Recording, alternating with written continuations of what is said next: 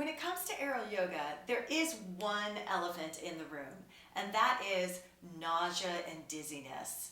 Not everyone gets this experience of feeling nausea or feeling dizzy when they take a class, but it does happen frequently enough that I want to show you some tips of how to try and avoid it and what to do if it's coming up for you. So there are many causes, and also dizziness and nausea are two separate things, so there can be a wide variety of reasons why you're experiencing one or the other. And so because of that, there is no one simple fix for all situations. Let's talk first of all about dizziness being inside the hammock, because that comes up every once in a while. If I come inside the hammock, sometimes what happens for students is it's simply the motion. And even though like right here, I'm not doing anything, every once in a while I get a student who, even just with this, they already feel dizzy. Yeah. So for those students, you're going to want to come out of the hammock and just do whatever it was that we were going to do inside the hammock on the floor. Most often when we do things inside the hammock, it is almost exactly you could do the same thing on the floor. And being on the floor will prevent you from being dizzy.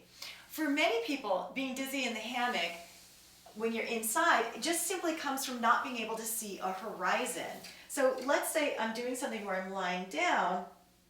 I do want to keep my head supported, but I can use a hand to just peel back one side so that I can see a horizon and I can also breathe easily, and I don't have something right around my nose and my face, and that can really change a lot for people. That's all it takes. Or if I'm sitting upright, frequently we do a position where we're sitting with one leg per exit of this tunnel, this collapsible tunnel. It's fairly easy to be able to see to the side. I can just turn my head, or use my fingers to gather the fabric in front of me together. Most often that's all it's going to take for you. There's one other situation that can bring up dizziness, but also nausea, and that is when we go backwards and upside down. Backwards and upside down. So when you're getting into the hammock and you are ready to go backwards and upside down, just try to remember that you don't have to be the star of the class on day one. That's really the key, because the thing is with nausea is that it doesn't always come up when you're doing it. Dizziness frequently will come up right when you're doing it, so you'll know right away, and you'll come up, you know how to handle that on some level. But the nausea can sneak up on you. Sometimes you're fine when you're in the position, and it's only when you come up that you feel it. Or it's when you come up and then come off of the hammock, and then a few minutes later you feel it. So because of that quality, and you don't know which person you are when you first take class, you might want to just be a little conservative. And it doesn't mean you have to skip the position entirely. Let's take a look at that. When you come to going backwards and upside down, and it's usually going backwards and upside down, not forwards and upside down. Backwards and upside down. I could go all the way to here, right? My head is below my heart, is below my hips. This is upside down. But if I kept my hands on the hammock, right, my head is still lower than my heart is still lower than my hips, but it's not as intense on my circulatory system or my nervous system, right? Or even breathing, to tell you the truth, right? So I could stay here, get a sense of it, and then come up when I'm ready. I usually recommend to go in and out of the positions slowly, not to just hurl yourself up or to throw yourself back quickly, because I find that can also be one of the instigators of feeling ill when you do it.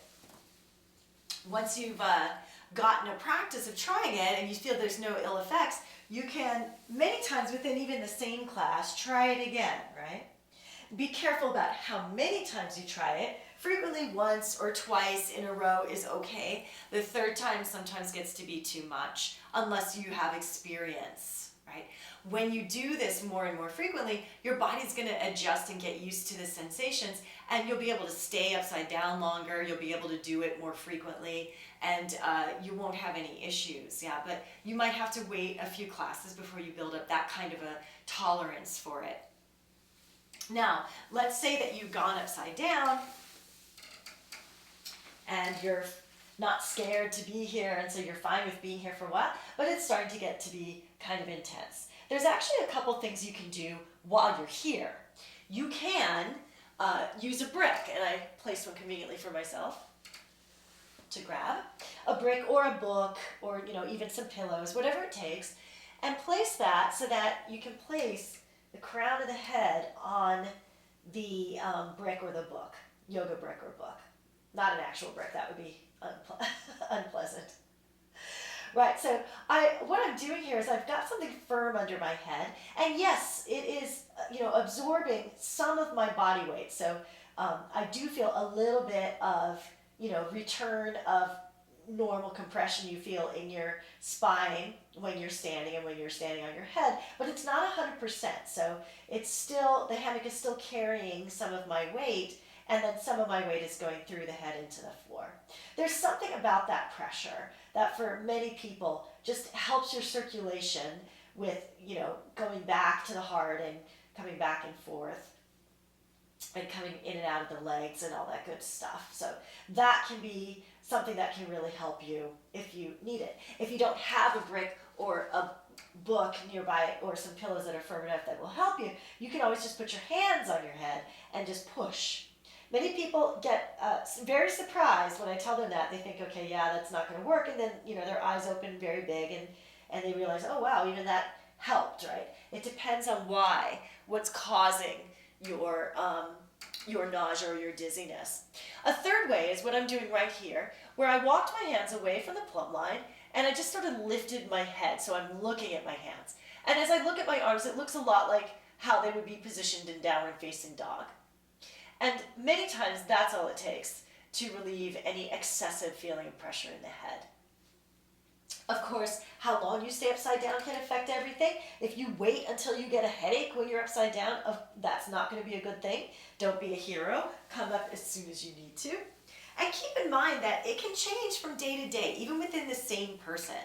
Even me, I've been doing things upside down in aerial acrobatics, and even I was a gymnast at some point as a child, and I've been doing yoga forever, that it's, even me, some days, I cannot stay very long, or I just don't feel comfortable while I'm there, and I can't, and I need to come up, or I need to use some of these tricks to help me out. Yeah, so tricks meaning like with the brick, or looking at my hands or whatnot. So it doesn't have anything to do with your skill level. That's important to recognize.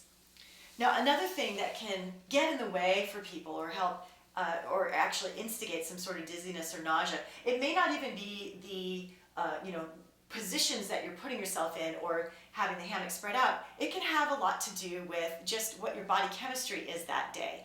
If you're dehydrated, that can cause some problems, right?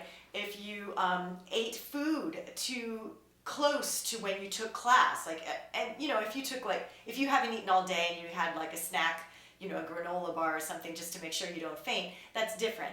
But if you have a whole meal, only half an hour before class, and it was, something really heavy like potatoes and pasta or something like that, that's going to be too much. Your body's not going to be able to digest your food and do the class at the same time, right?